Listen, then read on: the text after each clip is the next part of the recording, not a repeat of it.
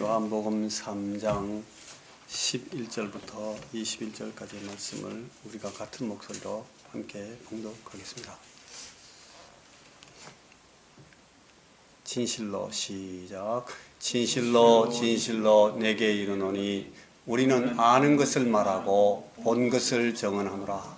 그러나 너희가 우리의 증언을 받지 아니하는도다. 내가 땅의 일을 말하여도 너희가 믿지 아니하거든. 하물며 하늘의 일을 말하면 어떻게 믿겠느냐. 하늘에서 내려온 자 곧 인자 외에는 하늘에 올라간 자가 없느니라. 모세가 광야에서 뱀을 든 것 같이 인자도 들려야 하리니 이는 그를 믿는 자마다 영생을 얻게 하려 하심이니라.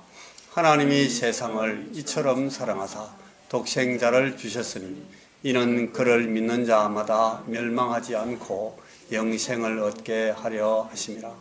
하나님이 그 아들을 세상에 보내신 것은 세상을 심판하려 하심이 아니요 그로 말미암아 세상이 구원을 받게 하려 하심이라. 그를 믿는 자는 심판을 받지 아니하는 것이요 믿지 아니하는 자는 하나님의 독생자의 이름을 믿지 아니하므로 벌써 심판을 받은 것이니라. 그 정죄는 이것이니 곧 빛이 세상에 왔으되 사람들이 자기 행위가 악함으로 빛보다 어두움을 더 사랑한 것이니라. 악을 행하는 자마다 빛을 미워하여 빛으로 오지 아니하나니 이는 그 행위가 드러날까 하며 진리를 따르는 자는 빛으로 오나니 이는 그 행위가 하나님 안에서 행한 것임을 나타내려 함이라 하시니라.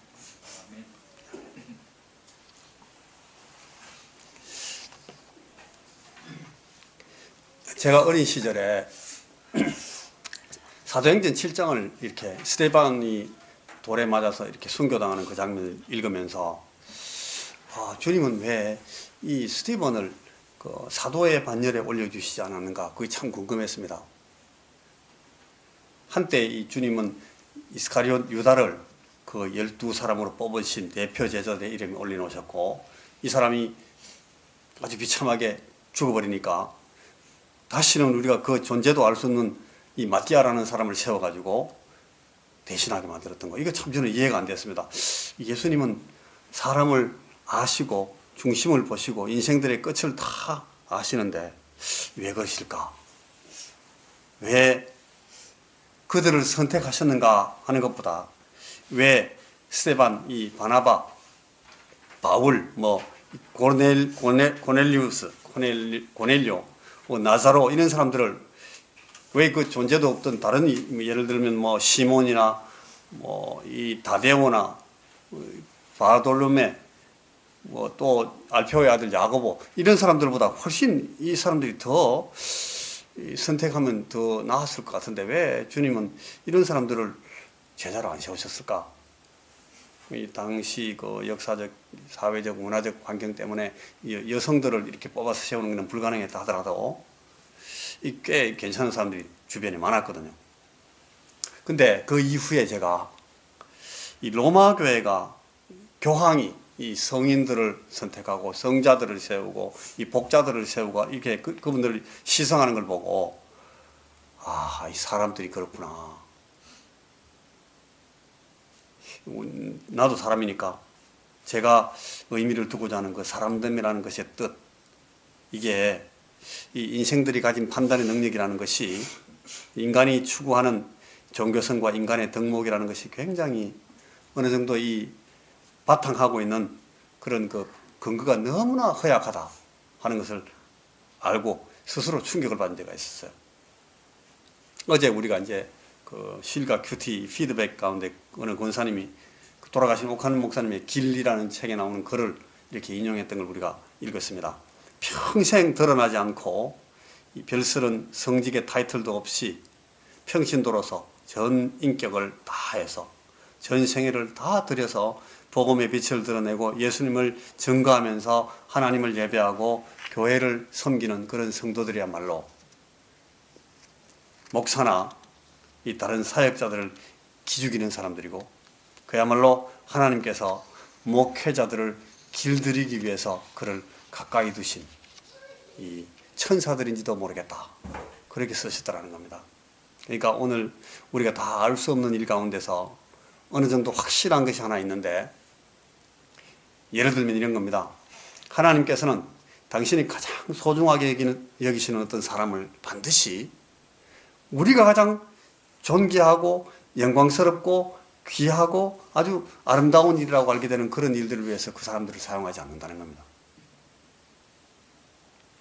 그래서 우리들이 사람과 이 사람의 구실과 역할과 이 타이틀을 평가하거나 판단하고 이 위계와 순위를 정하는 것들이 틀려버릴 가능성은 굉장히 농후하다라는 사실 하나는 매우 분명하고 정확할 것이라는 진리입니다. 우리가 보는 거하고는 많이 다를 겁니다. 그러므로 이런 판단을 가지고 사람을 영광스럽게 하지 않아야 됩니다. 똑같은 이유 때문에 우리가 사람을 섬기거나 대접하려고 하면 안 됩니다. 자주 그런 유혹을 받는데, 또 동일한 근거에서 누구를 함부로 대하거나 낮춰보거나 욕해서도 안 됩니다. 아주 큰일 날 수가 있습니다. 대단히 조심해야 되는 일입니다. 성경이 말씀하시는 것 같이 우리가 배나 존경할 사람들이 있습니다. 그럴 분들에 우리가 그렇게 해야 됩니다. 그러나 그 때문에 그렇지 않다고 생각하는 분들에게 함부로 하거나 겸손하지 않게 되지는 말라 하는 것이 주님의 말씀입니다. 오늘 그래서 우리가 이 니고데모라는 사람을 지금 보고 있습니다. 이 니고데모가 바로 정말 우리가 조심해서 봐야 되는 그런 분의 전형이 아닐까, 저는 그렇게 생각합니다. 자, 우리가 첫 번째로 이 니고데모의 성품과 태도에서 아주 중요한 사실 하나를 기억하게 됩니다.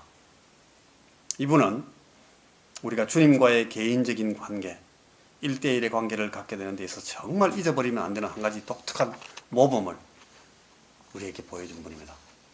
이것은 사람을 아시는 하나님, 하나님이신 예수님을 대하게 되는 우리가 결코 잊어버리면 안 되는 너무나 중요한 하나의 진리, 하나의 사실을 우리에게 가르치는 겁니다. 주님께는 우리가 늘 솔직하고 정직하게 해야 된다.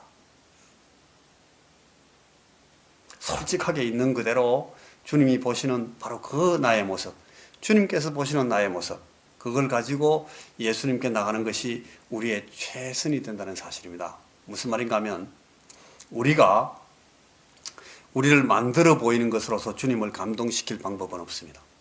그런 기회는 결코 없습니다. 우리가 그런 목표와 계획을 갖는 동안 주님은 결코 우리에게 주님 자신을 의탁하지 않는다고 말씀합니다. 우리가 제 아무리 사람들의 마음을 얻고 사람에게 더 좋게 보이고 이 사람들의 호감을 사고 기쁘게 하는 그런 재주가 있다 하더라도 그것을 가지고는 절대로 하나님의 마음을 얻을 수는 없다 하는 겁니다. 제가 지금 이 말씀을 제가 하면서 제 자신에게 이 말을 하고 있습니다.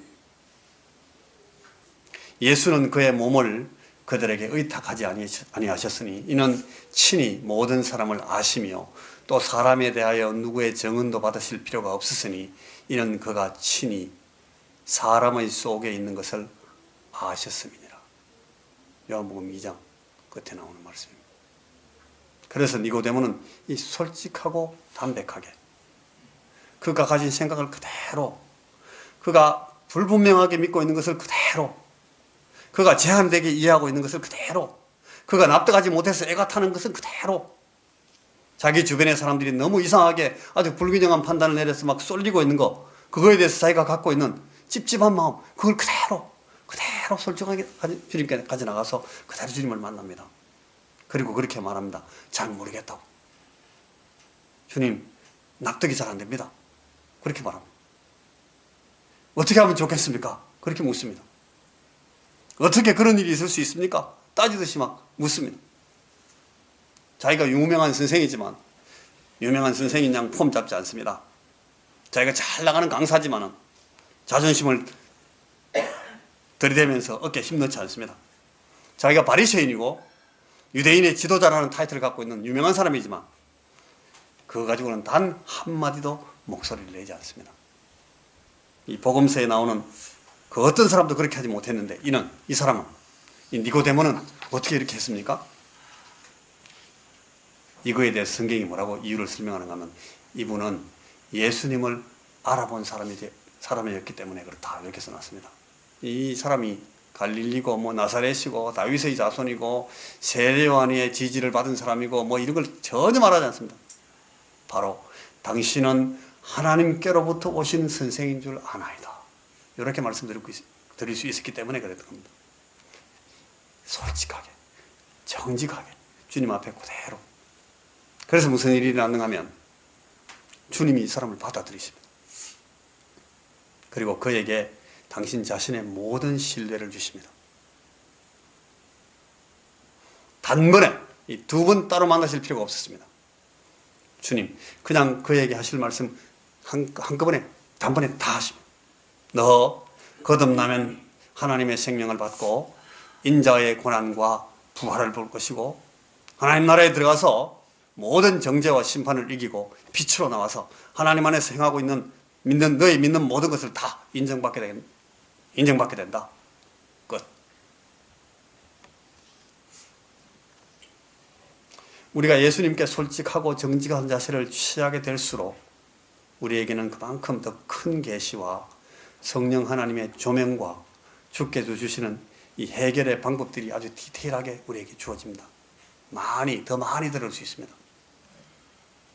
이게 오늘 이 니고데모와 주님과의 대화, 그걸 우리가 읽으면서 보게 되는 굉장히 중요한 사실.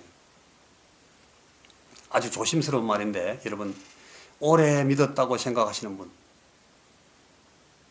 모태신앙이라고 든든하게 여기시는 분, 목사의 자녀들이네, 장로, 권사의 집에서 자랐네, 이렇게 하는 분들이 자주 솔직하게, 정직하게, 겸손하게 주님 앞에 나가는데 굉장히 실패합니다. 그게 굉장히 중요한 이 방해물이 됩니다. 자기가 다 안다 그럽니다. 어려서부터 다 배웠대요.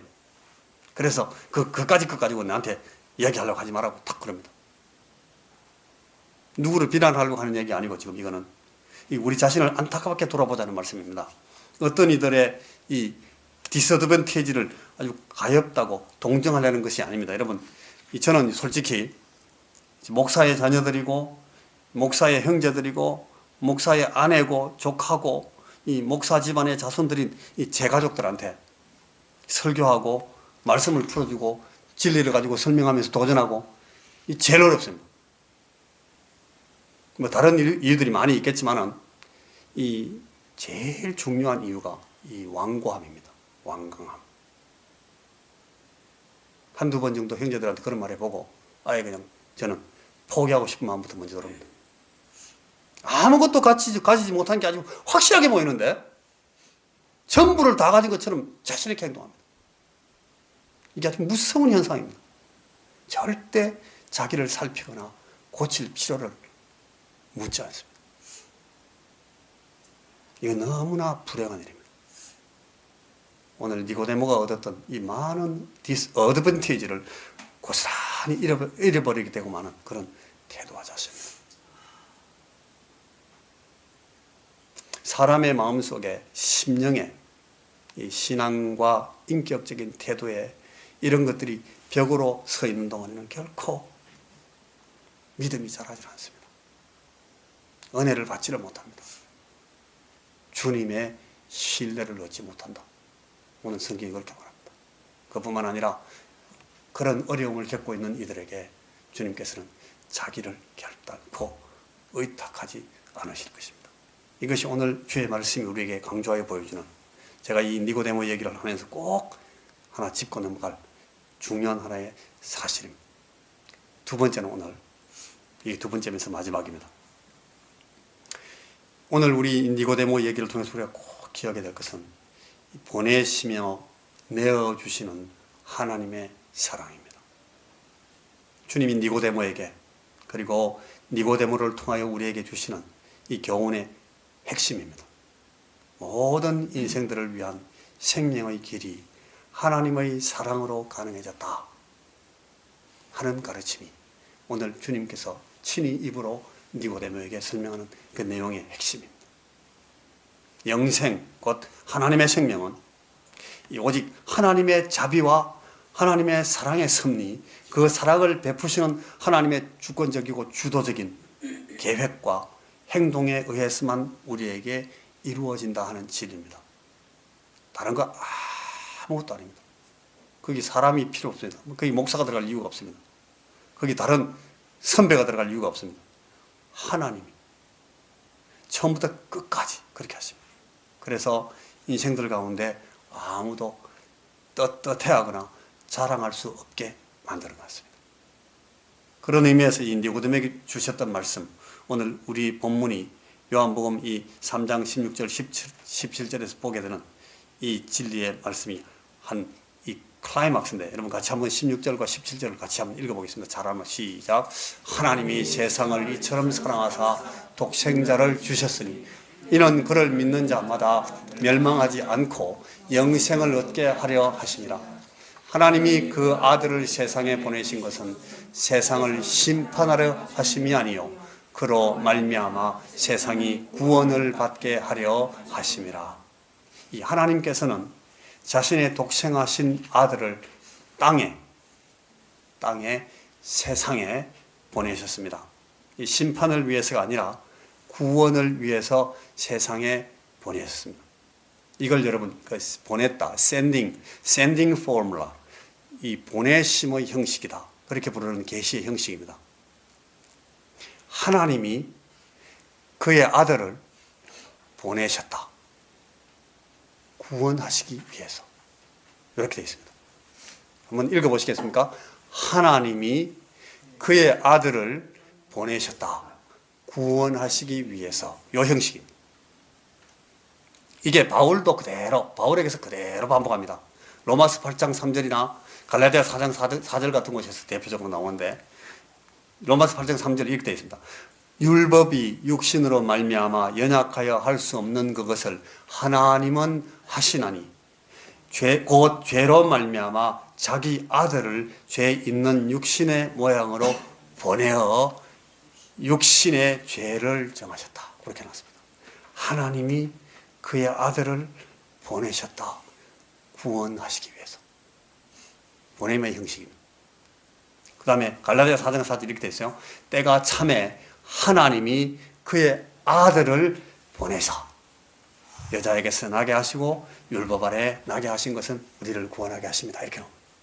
이 보내심의 형식이 우리에게 가르쳐 주는 것은, 여러분, 하나님의 독생하신 아드님께서 이 하나님과 함께 계셨고, 다른 말씀을 해서 즉 하나님 자신이셨고 이 말입니다. 자신이시고 그 아드님 하나님 스스로 하나님의 일꾼으로, 에이전트, 하나님의 일꾼, 하나님의 종, 하나님의 일꾼으로 전권 대사가 되셔서 하나님의 대권을 위임받으시고 하나님의 뜻을 지팡하러 오신 분이다 하는 것을 이 보냄의 형식이 우리에게 가르쳐 줍니다. 하나님께서 당신의 아들을 위해서 위에서 아래로 하나님 나라에서 세상으로 보내십니다. sending out. 그래서 다른 말로 해서 하나님 나라의 영원하신 본질과 그 진리를 드러내서 나타내게 하시고 죽은 자를 살리는 능력을 드러내십니다. 그래서 아래의 세상에서 이 하나님 나라의 위의 생명, 영생, 하나님 나라의 생명을 얻게 하는 그 길을 열어내신다 하는 겁니다. 하나님이 그 아들을 세상에 보내셨다는 것은 하나님이 세상을 심판하시려는 의도나 목적을 갖고 계시지 않음을 자명하게 드러낸 계시한 형식입니다. 오롯이 그런 말미암아 구원을 받게 하시려는 하나님의 의도, 처음부터 가시던 하나님의 그 계획, 목적, 이걸 그대로 드러내고 있다 하는 그런 뜻입니다. 이것이 여러분 보냄의 형식입니다. 곧 니고데모에게 예수님께서 설명하신 그 진리 가운데 이 보내주심의 형식이 탁 나옵니다. 그런데 그 16절에 보시면 하나님이 세상을 이처럼 사랑하사 독생자를 주셨으니 이는 저를 믿는 자마다 멸망치 않고 영생을 얻게 하려 하심이니라. 하나님께서 그 아들을 보내신 것은 하나님이 세상을 이처럼 사랑하사 그렇게 하셨다.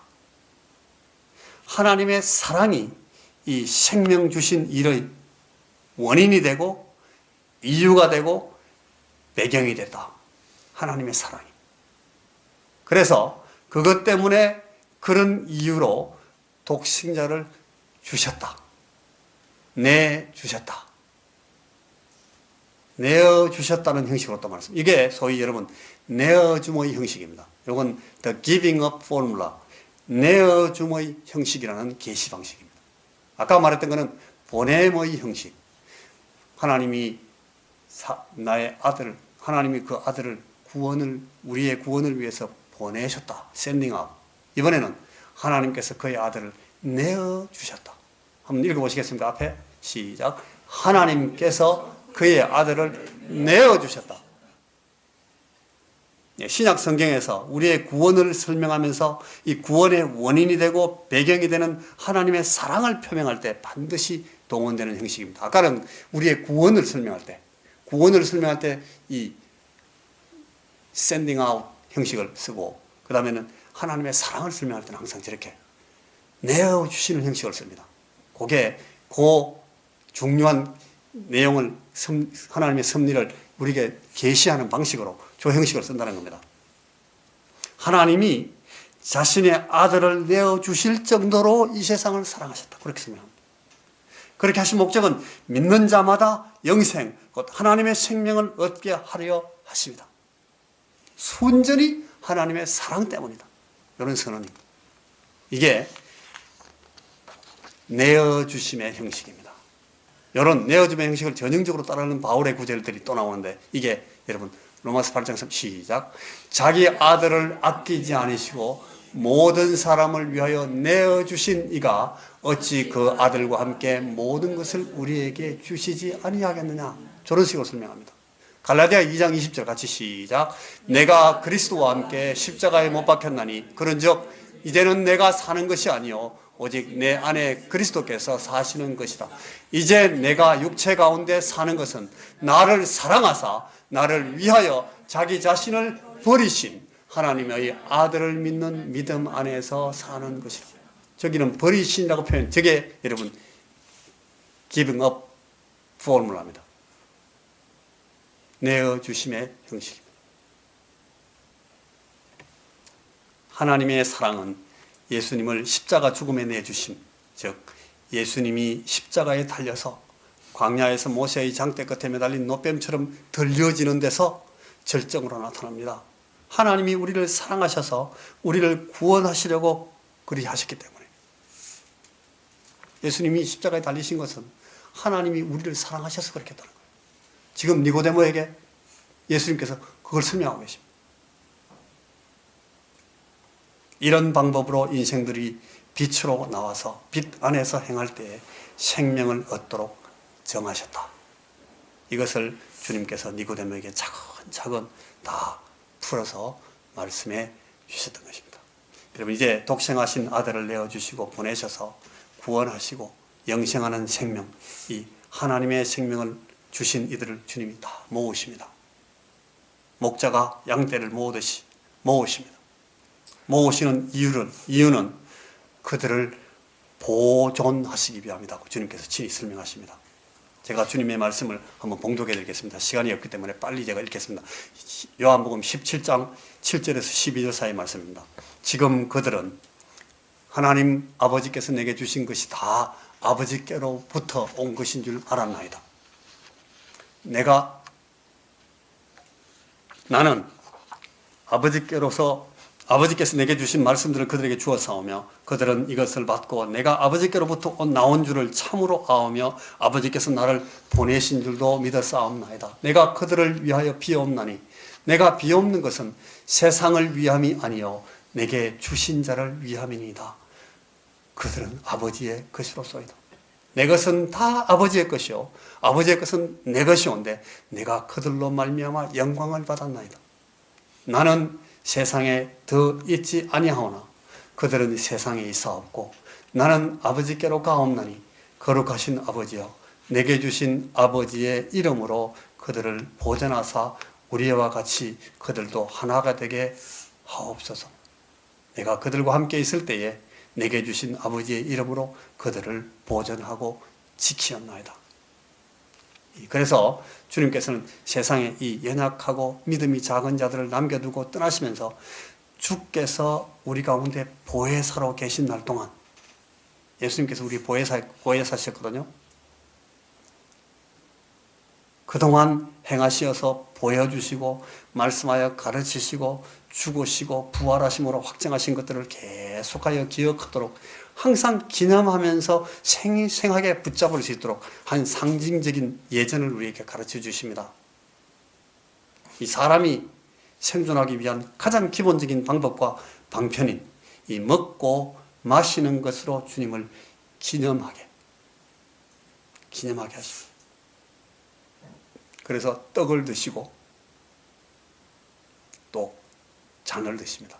이 떡이 여러분 우리는 지금 떡이라고 보자겠는데 이게 주식이 우리말로 하면 이건 밥입니다. 밥. 유대인들이 먹는 그 빵, 이 찢어 먹는 빵이거든요. 우리 전같이 생겼는데 전병같이 생겼는데 그걸 이렇게 찍어서 먹는 그 빵, 그걸 말하는 거예요. 우리말로 하면 밥이에요. 밥. 밥을 가지고, 그리고 우리 같으면 국이에요. 국. 이들은 포도주. 밥을 가지고 잔을 가지고 이걸 가르쳐 주셨습니다. 그런데 그것을 여러분 그것을 가지고 가르치신 것이 다른 것이 아니고 뭘 기념하라 그랬습니까? 주님이 나의 뭘 기념하라? 나의 죽음을 기념하라. 바울도 그랬습니다. 그분의 죽으심을 오실 때까지 기념하는 것이니라 그렇게 말합니다. 죽으심을 기념합니다. 주님이 죽으심으로 당신의 몸을 다 찢으셨다 이렇게 설명합니다. 주님이 죽으심으로 당신의 피를 다 쏟으셨다. 그걸 기념하라는 겁니다. 그래서 당신이 모으신 그 양떼로 하여금 이 제자들 모든 지체들로 하여금 이 찢겨진 몸에 이 쏟으신 피에 참여함으로써 당신의 죽으심을 기념하게 하십니다. 이것을 여러분 성찬, 홀리 커뮤니언 그렇게 부르는 겁니다.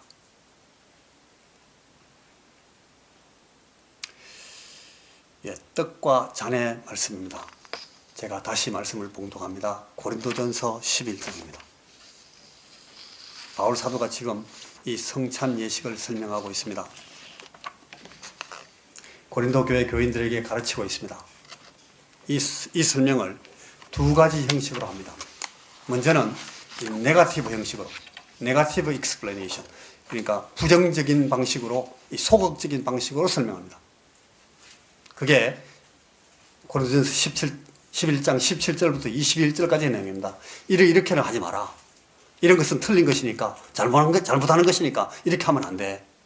이래 가지고는 주님이 가르쳐 주신 성찬의 의미를 제대로 새길 수가 없어. 그러니까 오히려 더 어렵게 만들 수도 있어. 이래 하지 마. 제가 한번 봉독해 보겠습니다. 고린도전서 11장 17절에서 22절. 내가 명하는 이 일에 너희를 칭찬하지 아니하나니 이는 너희의 모임이 유익이 못되고 도리어 해로움이라. 먼저 너희가 교회에 모일 때에 너희 중에 분쟁이 있다 함을 듣고 어느 정도 믿거니와 너희 중에 파당이 있어야 너희 중에 옳다 인정함을 받은 자들이 나타나게 되리라. 그런즉 너희가 함께 모여서 주의 만찬을 먹을 수가 없으니 이는 먹을 때 각각 자기의 만찬을 먼저 갖다 먹으므로 어떤 사람은 시장하고 어떤 사람은 취함이라. 너희가 먹고 마실 집이 없느냐? 너희가 하나님의 교회를 업신여기고 빈궁한 자들을 부끄럽게 하느냐? 내가 너희에게 무슨 말을 하랴? 너희를 칭찬하랴? 이것으로 칭찬하지 않노라. 이렇게는 하지 마. 성찬에 대해서 이렇게 하지 말라고 말합니다. 그 다음에 두 번째는 다른 방식으로 또 설명합니다. 이번에는 이 포지티브 익스플레이션, 긍정적인 방식으로 설명합니다. 23절에서 29절 사이의 내용입니다. 성찬이 무엇이어야 되고, 이것은 어떻게 이루어져야 되고, 이것은 어떤 의미를 갖는 것이고, 이렇게 함으로써 주님이 이 성찬을 주신 의의를 제대로 체득하고 바르게 배울 수 있는 방법이 이것이고, 적절하게 기념하고 기억할 수가 있다. 너희는 성찬을 이렇게 해라. 그러면서 적극적으로 풀이해 줍니다. 고린도전서 11장 23절에서 29절 사이를 우리가 다 같이 한번 읽어보겠습니까? 시작. 내가 너희에게 전한 것은 주께 받은 것이니 곧 주 예수께서 잡히시던 밤에 떡을 가지사 축사하시고 떼어 이르시되 이것은 너희를 위하는 내 몸이니 이것을 행하여 나를 기념하라 하시고 식후에 또한 그와 같이 잔을 가지시고 이르시되 이 잔은 내 피로 세운 새 언약이니 이것을 행하여 마실 때마다 나를 기념하라 하셨으니 너희가 이 떡을 먹으며 이 잔을 마실 때마다 주의 죽으심을 그가 오실 때까지 전하는 것이니라. 그러므로 누구든지 주의 떡이나 잔을 합당하지 않게 먹고 마시는 자는 주의 몸과 피에 대하여 죄를 짓는 것이니라.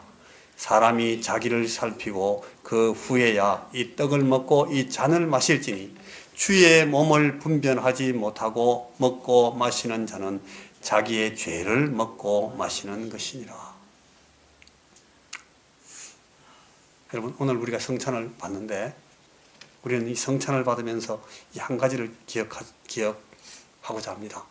주님이 성찬을 제정하여 주신 가장 중요한 목적, 가장 핵심적인 이유를 바울 사도가 오늘 무엇으로 가르쳐 주시는가 하는 겁니다.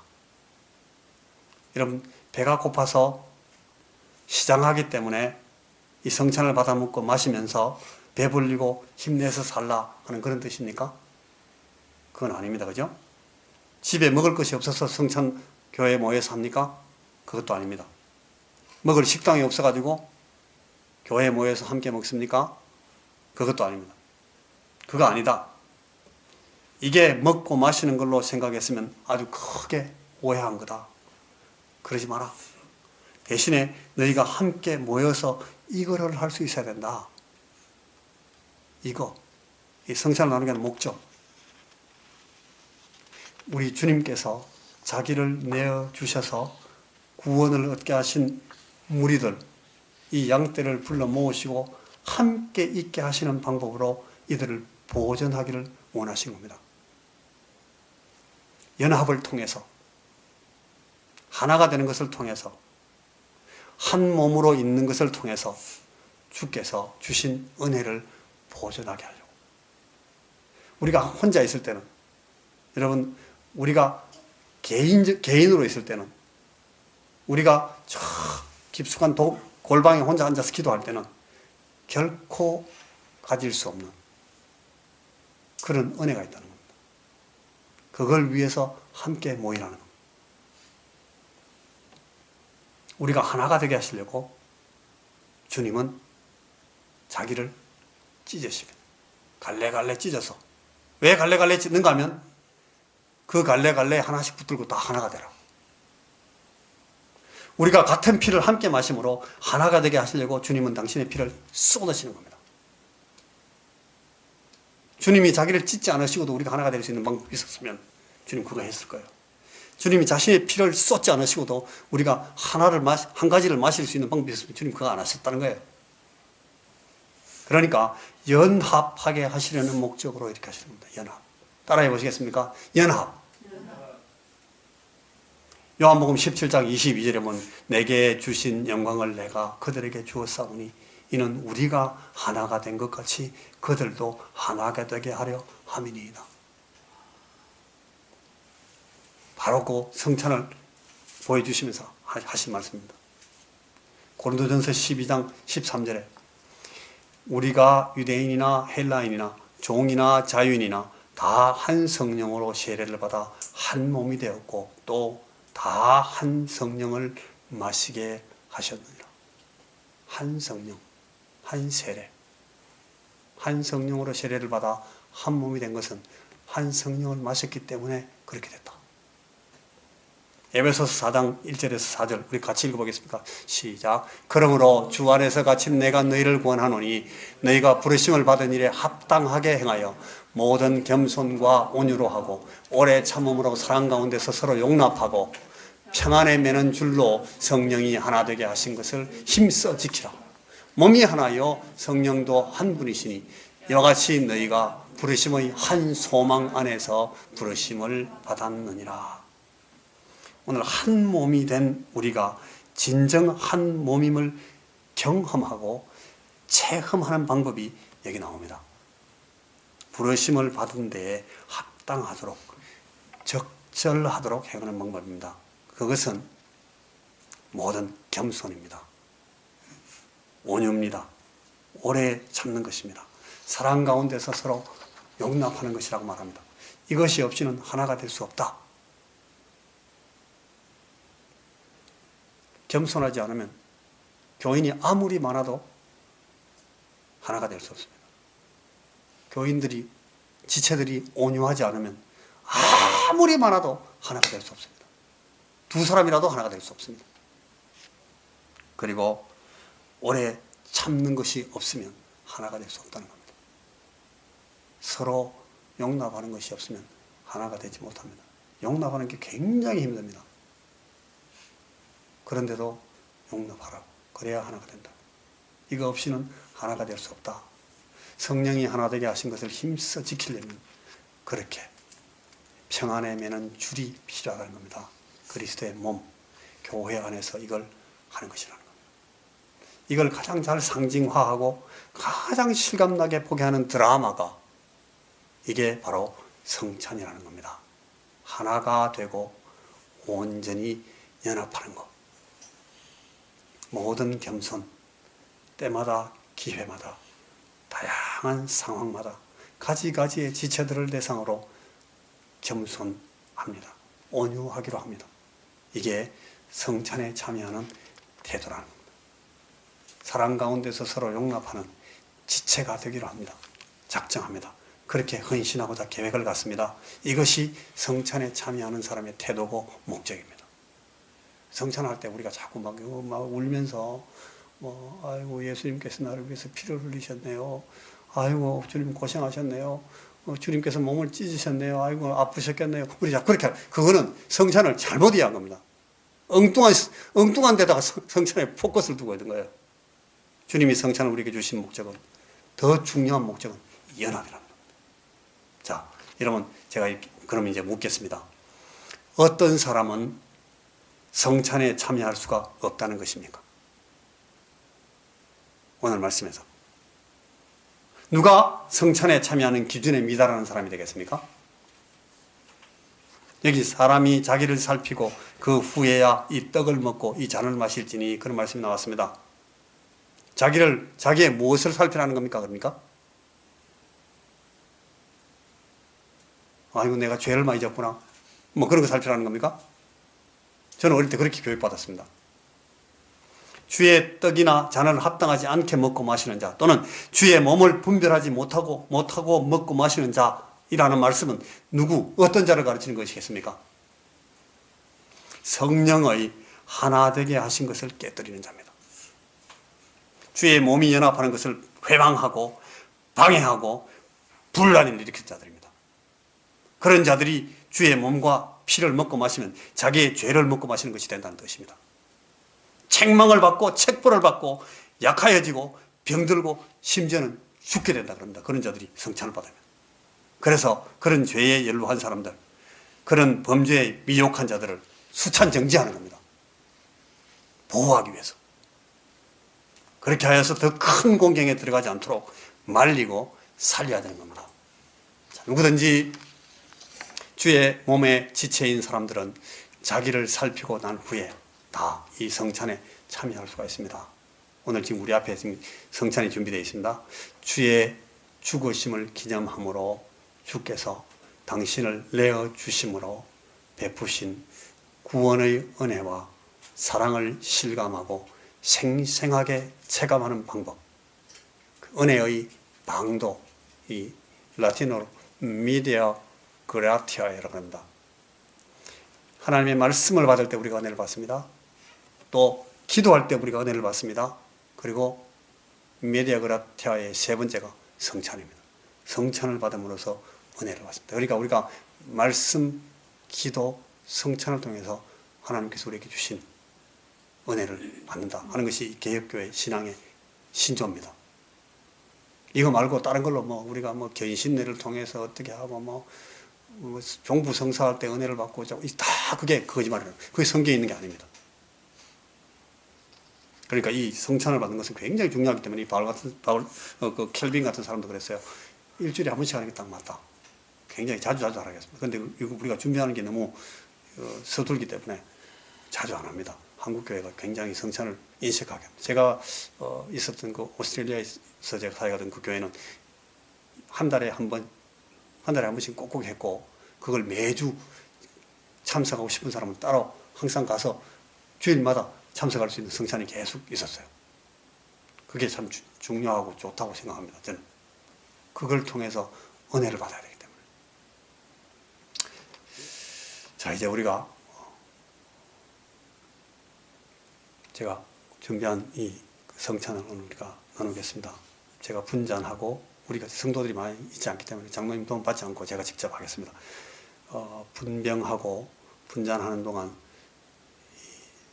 찬송을 463장 찬송을 우리가 부르면서 하겠습니다. 우리 숙행제가 좀 반주해 주시기 바랍니다.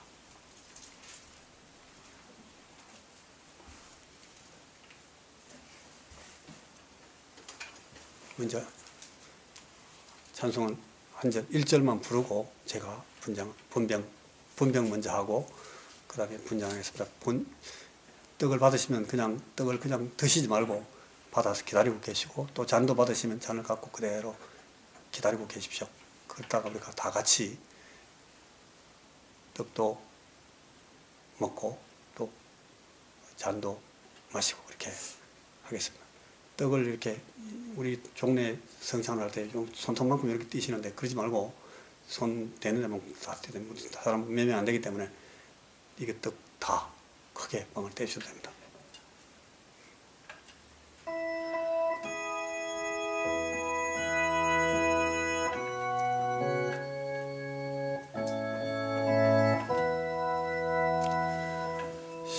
신자 되기 원합니다. 진심으로 신자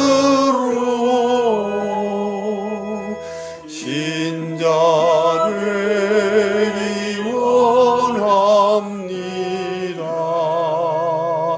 진심으로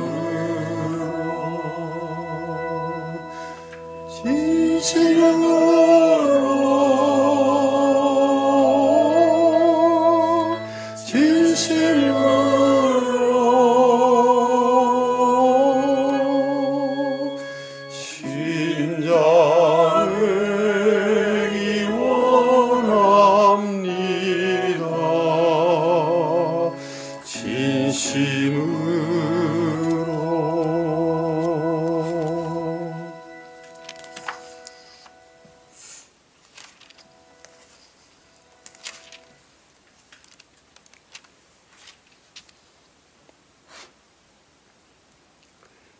내가 너희에게 전한 것은 주께 받은 것이니 곧 주 예수께서 잡히시던 밤에 떡을 가지사 축사하시고 떼어 이르시되 이것은 너희를 위하는 내 몸이니 이것을 행하여 나를 기념하라, 그렇게 말씀하셨습니다.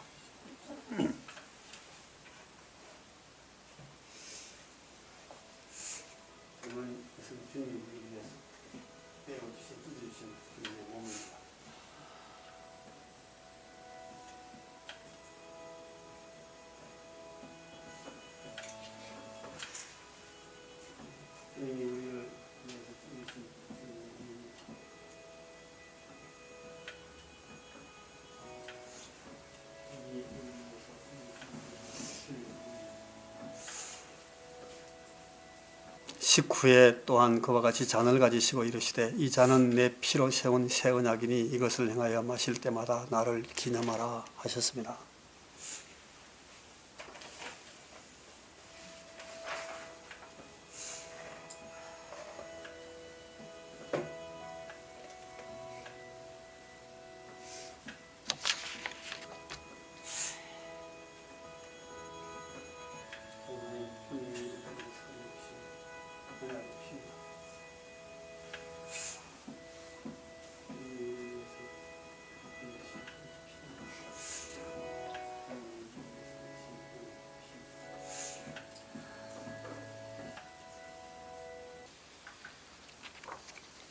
예수님께서는 우리를 한 몸으로 부르시고 한 몸의 지체들답게 연합하게 하기 위해서 우리에게 이 드라마를 가르쳐 주셨습니다. 그리고 주님이 다시 오실 때까지 주님의 죽으심을 기념하고 기억하면서 이 일들을 계속 반복해서 진행하라고 그렇게 우리에게 부탁하셨습니다.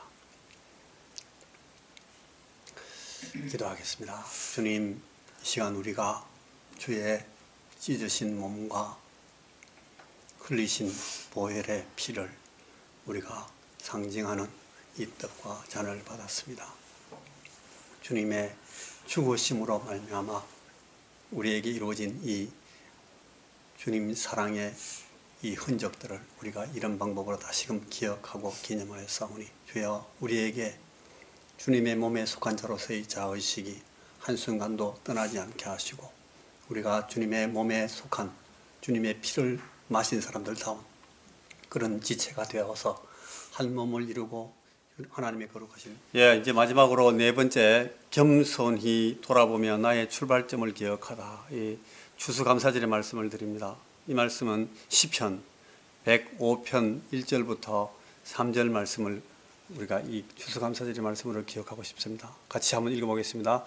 시편 105편 1절에서 3절. 여호와께 감사하고 그의 이름을 불러 아뢰며 그가 하는 일을 만민 중에 알게 할지어다. 그에게 노래하며 그를 찬양하며 그의 모든 기이한 일들을 말할지어다. 그의 거룩한 이름을 자랑하라. 여호와를 구하는 자들은 마음이 즐거울지로다. 우리 주님께서 우리를 위해서 구원의 사실들을, 구원의 역사들을 베푸신 모든 것들을 기억하고 기념한다 하는 의미에서 우리가 다시 주님의 죽으심을 기억하는 의미로 성찬을 방금 가졌던 것처럼 우리 하나님께서 우리에게 베푸신 과거의 은혜를 기억하는 그 기억에서 오늘의 감사가 나옵니다. 주님께서 우리에게 베푸신 은혜, 사랑을 기억하는 데서 오늘의 감사가 나오고 이 오늘의 감사는 내일, 미래를 위한 축복이 되고 기도가 됩니다. 오늘 넘치는 감사가 있는 사람에게 내일 축복스러운 미래가 준비된다 하는 것입니다. 하나님의 사랑과 은혜에 대한 기억에서 오늘을 감사하고 오늘을 넘치게 감사하는 그 감사하는 믿음을 통해서 하나님께서는 우리의 미래를 더 윤택하게 하시고 축복하실 것입니다.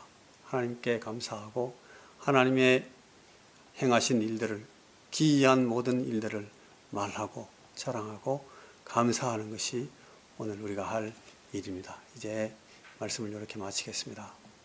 기도하시겠습니다.